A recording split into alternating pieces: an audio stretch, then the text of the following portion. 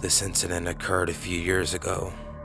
It was a typical dull night in the suburbs of England, and myself and my best friend decided to go to a nightclub a few towns over. There was really nothing else to do at that time. As per usual, we had a few too many drinks, and by the end of the night, neither of us knew our arse from our elbow. A very smart state to be in for two 20-year-old petite gals out alone. Anyway, my friend made very good friends with some guy that night. I myself was really upset about a relationship gone wrong and not in the mood for hooking up with some random dude from a bar. However, we stuck together more or less for most of the night, the perpetual third wheel. By 3 a.m., the club had to close their doors, and with no trains running and no money to fund my own taxi home, I agreed to split a taxi with my friend and her new acquaintance. We clamber into the first one we see at the taxi rank, stupidly not checking if it's a company we recognize or even a licensed one.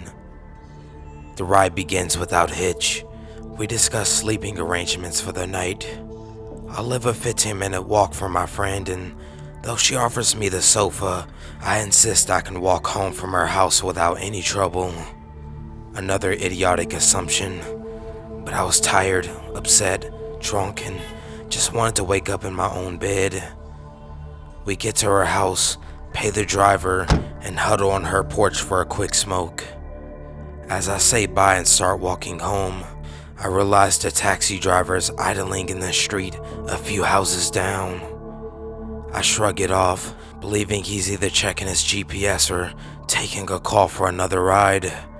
As I walk by, however, the window quickly winds down. "Hey, darling," he calls. I jump and nervously wave a weak hello to him. "You say you live very near, right? I'll give you a ride for free." I politely decline and say I'm fine to walk, but he starts insisting. "No, a girl like you would not walk alone at this time. Please, you say you live near. Please, I give for free."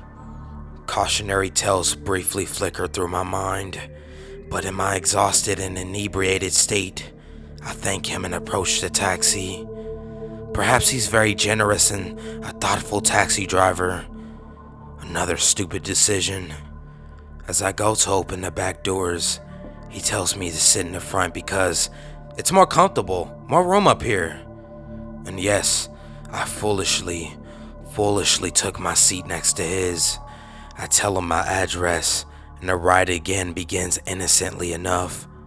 For a minute. The route to my house should be simple enough after all. But before I know it, he suddenly veers into a small side street that goes in a complete opposite direction. At this point, my palms descend into full-on sweat mode, and my heart starts to beat like a bongo. I tell him that I don't think he's going the right way. No response. I then demand much more firmly to know where we're going, but my voice seemed like a squeak. To my surprise though, he then slows the car down to a halt. But it's then I hear the audible click of the car lock. If I gave him an ounce of credit before, it's all wiped out by now, and my mind and body are obviously telling me that I'm in big danger. He looks at me much too thoughtfully. "Look at you. You're so sad, but so beautiful. Why is this? Your friend, she leave you, yes? That boy with her? He doesn't choose you? He doesn't choose you over her?" At this point, I am completely frozen in my seat. I've never been so completely frozen through fear. Any rational thought is not in my mind. He continues, "You're too sexy to go home alone. I'll take you back with me. I appreciate you. Not like him. You're too sexy." I sat a few frozen seconds more, then suddenly heard a "fuck off" come from somewhere in my voice, still in my seat.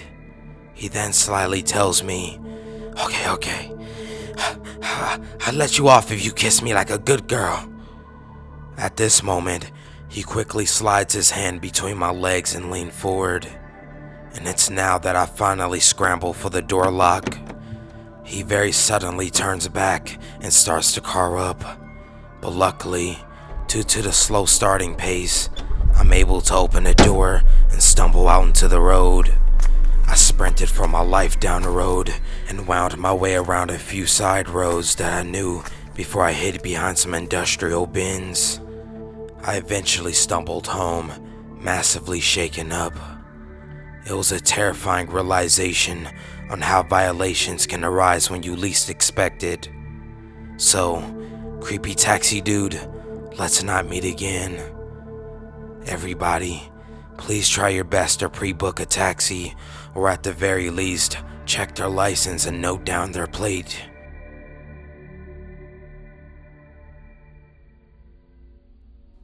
I had just gotten off the plane, but it was late so my friend couldn't pick me up. I didn't have much money, but I had just downloaded Lyft and I had my first ride free, so I decided to go ahead and use it. My phone was dying, so I put it up and didn't even bother checking who the driver would be. I waited until I saw an old red van with a pink mustache drive up and park near me. The van looked a little weird. There was dirt and some mud on the side of the van, and the mustache was kind of tilted to one side. I wonder if this was some kind of joke. I'd heard Lyft drivers could be eccentric types, so I figured this guy must have gotten off on being totally creepy. I opened the passenger side door and motioned for him to open the back of his van so I can put my luggage up. "Oh, I got those for you," he said, stuttering enthusiastically. I tried to check my phone and make sure this was my driver, but my phone had died. I grabbed my bags and loaded them into the back and sat down for the long ride. My friend lived a good 60 or 80 miles away from the airport, so I knew this would take a little while. The guy got in the driver's seat and started off. When I tell you this guy's ride was a little off, I'm not kidding. There was this really weird smell in the car, kind of like something really sweet, but it also smelled kind of musty. I don't know, it was a weird smell, and there was this radio station he was listening to. It was playing standards from I think the 1930s or 1940s, just a fuzzed out, crackling radio station full of lo-fi songs. The guy himself was massive, hulking, and must have been 6 feet and 7 inches tall, and he wore this old army jacket and some gray cargos. He had long stringy hair on the sides, but the top of his head was kind of balding. His nails looked dirty. I could see them as he clenched the wheel tightly. Every time we go under a street lamp, the greasy, dirty nails shined in an orange glow. He was pretty scraggly, and I was always under the assumption that Lyft drivers were harmless, artsy, urban types. This guy didn't strike me as artsy. We drove for a few minutes before he took an unexpected turn into an empty road that led into the woods. I knew this wasn't the best way to my friend's house, so it perplexed me that he took this route. "Hey, this isn't... No, it's alright. I know a better way," he said, cutting me off prematurely. I raised an eyebrow at him, but he just looked ahead. I turned my head and settled into my chair. It was a little weird, but he was the driver. He had to know where he was going, right? We drove down an empty stretch of road. I could see the dead trees stretching out into the night sky like spider legs. It was one of those nights where the moon was heavily obscured by gloomy clouds. The lane lines were old and faded, and the road itself was cracked from years of neglect. I couldn't see much beyond the headlights that illuminated the road. He was quiet, awkwardly so. I figured I should speak to him since we were going to be traveling together for a while. "How long have you been doing this?" I said, my eyes still ahead of me. No, not long," he responded, turning to me to flash a crooked yellow smile. I smiled back uncomfortably. I didn't have much else to say, so I started to fidget with my hands. We drove for a little while down the road, and then I noticed him taking a turn into a dirt road. I was starting to get nervous and a little angry. "Hey, this isn't... Don't worry about it. I know what I'm doing," he interrupted firmly. My stomach was starting to turn. What the fuck was this guy doing? Where the fuck was he taking me? We turned off into a stretch of bumpy dirt road. You look like scary movies? He said to me as we popped up and down the rutty path. I guess, I responded uncomfortably. I like the really violent ones, he said keenly. Yeah, I said, my voice crackling with the slightest hint of fear. Me too. You are afraid of dying? I looked at him, my face now pale, my hands sweating, and my stomach curling into itself. I don't know. I never thought about it. He laughed at this. He laughed and just kept looking ahead. I felt this dense mass in my throat and swallowed tensely. I bet you and I would be good friends if we knew each other, he said. He never once glanced over at me. He had this twisted smile on his face, and he just looked ahead at the road the whole time. Don't you think so? Yeah, I bet we would. I squirmed awkwardly in my chair. Where are we going? It's my secret, he said, his face still dressed in a distorted smile. I started to sweat. I was scared. I was genuinely terrified. I would have started yelling at him, fighting him, but something inside me said to stay calm. That or I was in such a state of disbelief, I didn't know how to react. I heard something move violently behind me. I watched him, studied him with one eye carefully, before I slowly turned my head to look into the back of the van. That's when I saw it. There was a large stained burlap sack sitting in the floor not far behind me. In the darkness, I noticed there was a pool of some kind of black fluid underneath the sack. I watched it for a second in disbelief. This wasn't happening. Was that a body back there? Was that blood? The bag then lurched forward, rolling across the shaky floor like someone was moving inside of it. But it made this growling sound when it did. I turned back towards the front of the vehicle. I was gasping for air. And then I noticed out of the corner of my eye, the driver was looking at me. He had turned his head and was smiling at me. He then pulled out of the rough stretch of road, and I noticed we were on my friend's block.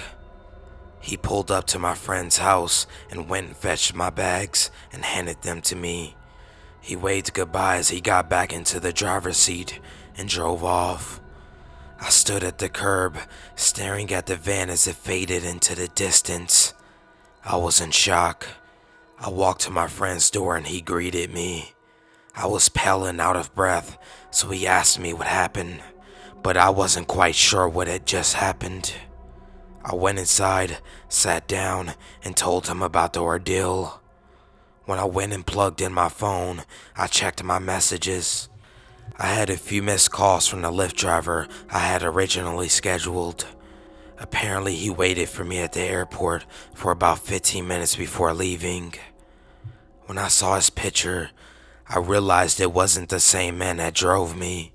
I tried looking into the strange driver, but I couldn't find anything about him. I had a lot of questions after that night, but one thing I knew for sure, I would never use Lyft again.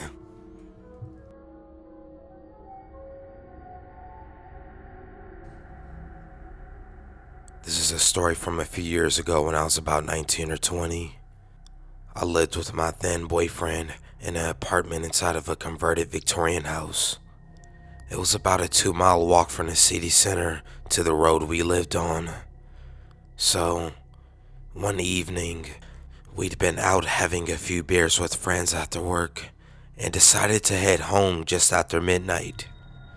By this time, there were no buses or trains running, so we decided to walk as we were together, and the walk didn't take us all that long.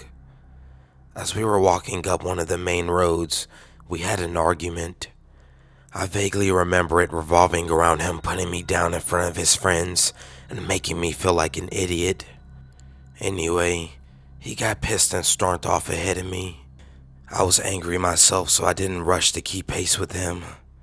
He disappeared around a corner, and as I reached it and looked for him, he was nowhere to be seen. I stood there for about 2 minutes wondering if he was fucking with me before realizing he'd taken an alternate route home. From this point, there was about 5 or so streets he could have gone down. Rather than look for him, I decided to stick to the main road as it was the busiest and continue to walk until I could flag a cab. About 5 minutes later, I hear the distinct rumbling of a black cab and stuck out my arm to signal the driver. I climb into the back and the driver turns around to ask me where I'm headed. He was mid-late 20s and quite attractive. I smiled and told him my destination. We head off and he's asking why I'm out so late on my own. I tell him a watered-down version of the night's events, and he tuts, saying he doesn't understand how my boyfriend could leave such a pretty girl alone at this time, and didn't he know there were weirdos everywhere? Now, this didn't strike me as odd. It was the truth and not something I hadn't heard before, so I sort of chuckled and made an offhand joke about how maybe I was one of the weird ones. It was only a short drive from where the cab picked me up, and we were on my street within 10 minutes. We shared some banter and he seemed like a decent and honest guy. I asked him to stop outside my apartment, and as I'm fishing for money, I hear his door open. As I look up, he opens my door and I think, that's sweet, he's holding the door for me. Nope. He climbs into the back with me and sits down beside me on the seat, so close that his thighs pressed against mine. I hear the locks click into place. Fully not expecting this, I just look at him dumbfounded. His hand slides across and starts to slowly stroke my thigh, as he tells me my boyfriend doesn't know how good he has it, and he should take better care of me. I laugh awkwardly and push his hand away, as I say I'm perfectly capable of taking care of myself. He leans in and brushes my hair away from my neck and whispers, "How about we make a deal? You don't have to pay for the cab if you..." The sound of his jeans zipper fills the cab as he continues to stroke down the side of my neck and across my shoulder. I'm like a deer caught in the headlights at that point. I didn't have a clue what to do or how to get out of this situation. He's telling me I'm beautiful and trying to guide my hands towards his open zipper. I yank my hand away and ask what the fuck he's doing. He croons to me that I don't need to worry about the cab fare, and he knows I want to. I scoot to the far side of the seat and ask him to let me out. He laughs and tells me not to be silly, it'll be fun. I still have one hand in my bag, and I clasp my hand around a hardback book in there that I'd taken into work to read on my lunch. I pull it out and tell him to let me out, or I'm gonna smash the window or scream and make sure everyone on the street hears me. His smile freezes, and he's unsure what to do. I tell him there's no way he will get off the street without being seen unless he lets me out. To clarify, black cabs in the UK have a divide between a front and back compartment. To get out and drive off, he'd have to get out and unlock his own door to get back in. This was not what he was expecting. I can see it. He thought he picked up some delicate little girl who was upset after arguing with their boyfriend, who he can take advantage of. Think again, buddy. Let me out or I'm gonna smash the crap out of your cab. With a resigned look, he unlocks the door and I climb out one door as he gets out the other. Before he can do anything else, I run up the street to my building. The floodlight bursts into life and I hear him tear off down the street and around the corner. I let myself in and head upstairs. My boyfriend is already home and has the audacity to ask me where the hell I've been. Let's just say the conversation that followed wasn't pretty, and I got accused of cheating and punished for my actions. Crazy thing is, it took me years to find the strength to leave my abusive ex, yet confronted by a sex pest in a locked cab, I was perfectly fine telling him where to go. The logic of this still baffles me.